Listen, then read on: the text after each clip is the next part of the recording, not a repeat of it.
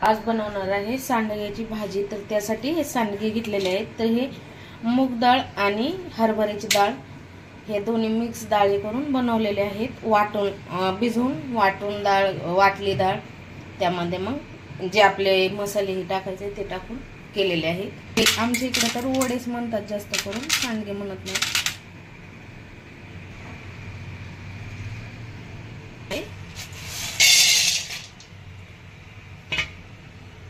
भाजून घेते, थोडंसं तेल टाकलेलं आहे।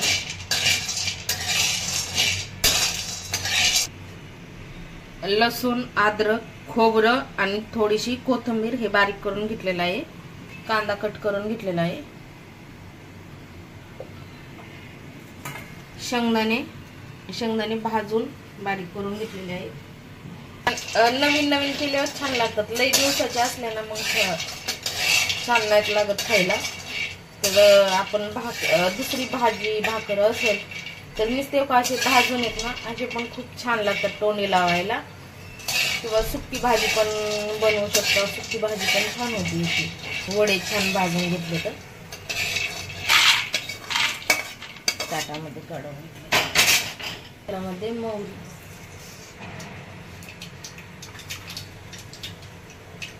जिरे,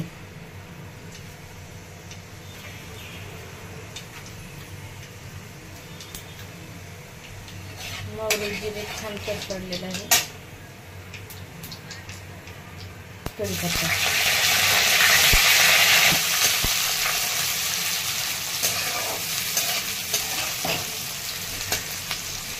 लसूण, खोबरं, अद्रक, कोथिंबीर हे बारीक करून घेतलेलं ते पण टाकलेलं आहे।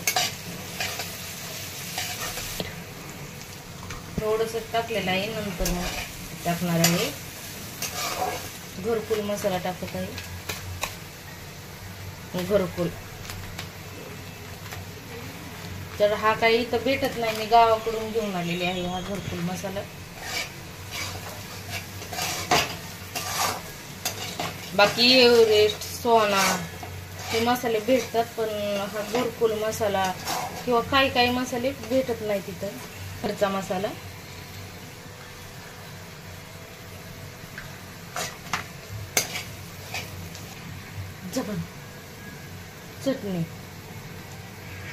चटणी अर्धा चमचा टाकून घेतलेला आहे। थोडीशी हळद पण टाकून घ्या यामध्ये। सांडगे टाकून घेते, वडे,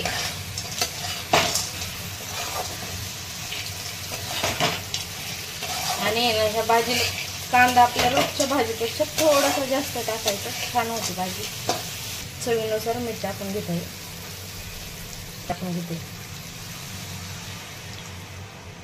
उकळी आल्यावर आपल्याला शेंगदाण्याचा कूट टाकून घ्यायचा आहे।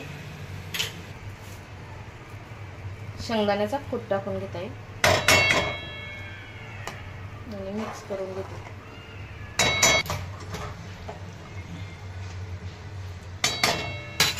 तर पाहू शकता आपली सांडग्याची भाजी खाण्यासाठी तयार आहे। आता यामध्ये थोडीशी मी कोथिंबीर टाकून घेते आणि खाण्यासाठी तयार आहे भाजी। कोथिंबीर टाकून घेतली आहे।